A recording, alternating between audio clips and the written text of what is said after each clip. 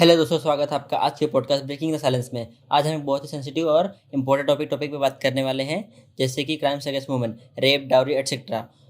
तो ये टॉपिक बहुत ही अनकंफर्टेबल है, लेकिन डिस्कस करना बहुत ही ज़रूरी है।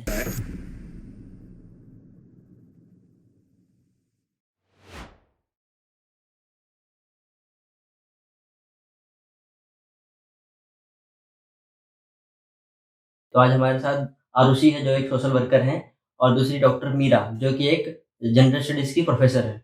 Thank you, glad to be here. Thank you. Looking forward to this important discussion.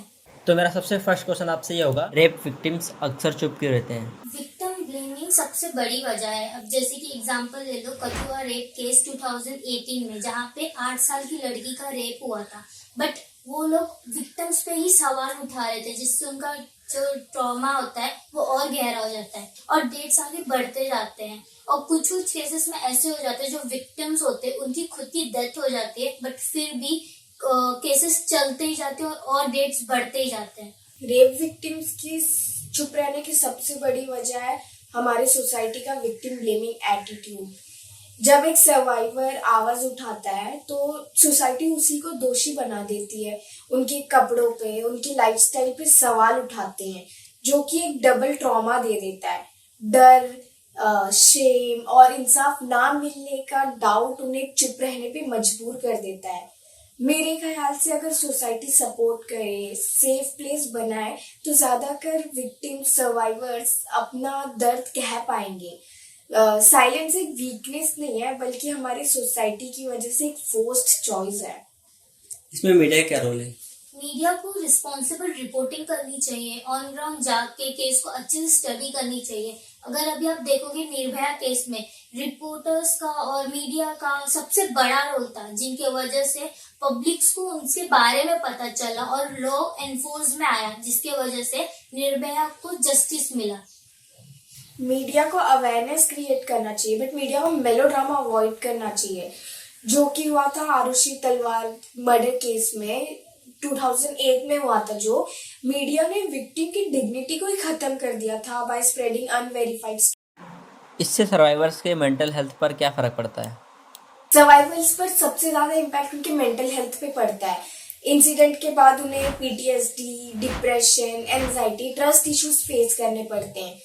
Crimes ही नहीं, सोसाइटी का साइलेंस और जजमेंट भी उन्हें तोड़ देता है। कई सर्वाइवर्स गिल्ट फील करने लग जाते हैं, उन्हें लगता है कि गलती उन्हीं की थी। इसी वजह से वो आइसोलेटेड हो जाते हैं सोसाइटी से। इस वजह से वो अपनी बात शेयर करने से भी कतराते हैं। सर्वाइवर्स को सिर्फ सिंपैथी की नहीं, बल्कि एक सेफ स्पेस और सपोर्टिव एनवायरनमेंट की जरूरत है। काउंसलिंग और थेरेपी बहुत जरूरी होती है। अभी एनसीआरबी डेटा के हिसाब से अगर देखोगे तो इंडिया में सिर्फ एक साइकोलॉजिस्ट पर 1 लाख लोग डिपेंड होते हैं, जो कि बहुत बड़ा गैप है। अभी अगर किसी को टाइम से काउंसलिंग या थेरेपी नहीं मिलता है, तो वो लोग और डिप्रेशन और स्ट्रेस में चले जाते हैं। और फैमिलीज को भी इसमें उनकी हेल्प करनी चाहिए, ताकि उनका जो रिकवरी हो वो फास्ट हो और उन्हें कोई प्रॉब्लम ना हो। एक स्ट्रॉन्ग मैसेज सोसाइटी के लिए। मेरा मैसेज सिंपल है, क्राइम का जिम्मेदार कभी भी विक्टिम नहीं होता है।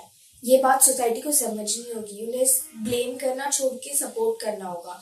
स्टॉप ब्लेमिंग, स्टार्ट सपोर्टिंग, तभी एक सेफ और इक्वल सोसाइटी बन पाएगी।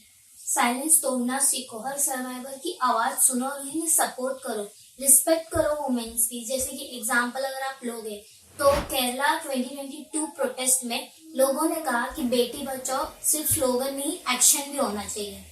गवर्नमेंट को क्या करना चाहिए इसमें? गवर्नमेंट को फ्री एड और साइकोलॉजिकल सेंटर हर डिस्ट्रिक्ट में डेवलप करना चाहिए। अभी अगर आप एनसीआरबी डेटा के हिसाब से देखोगे तो सिर्फ 60% डिस्ट्रिक्ट में ही ये हेल्थ सेंटर है और बाकी जगहों पे नहीं है। तो गवर्नमेंट को ऐसी जगहों हेल्थ सेंटर्स ओपन करने चाहिए वुमेन्स के लिए। मेरे हिसाब से गवर्नमेंट को सिर्फ लॉ बनाने से काम नहीं चलेगा, उसे स्ट्रिक्टली और स्ट्रांगली फॉलो भी करवाना होगा। पुलिस और कोर्ट्स को विक्टिम्स के साथ सेंसिटिव होना होगा, साथ ही साथ काउंसलिंग और सपोर्ट सेंटर भी बनाने होंगे।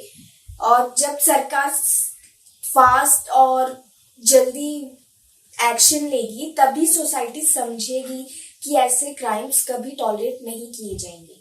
गर्ल्स के लिए क्या मैसेज देना चाहोगे? मैं कहना चाहूंगी कि लड़कियों को कभी अपनी आवाज दबानी नहीं चाहिए। अगर उन्हें लग रहा है उनके साथ कुछ गलत हो रहा है तो उनको खुद के लिए स्टैंड लेना सीखना होगा, क्योंकि तुम्हारी सेफ्टी, तुम्हारी डिग्निटी सबसे ज्यादा इम्पोर्टेंट है। अपने राइट्स जानो और कभी चुप मत रहो। जैसे कि निर्भया के पेरेंट्स ने कहा था कि मेरी बेटी कभी चुप नहीं रही, इसीलिए सिस्टम बदला। Remember you are not alone.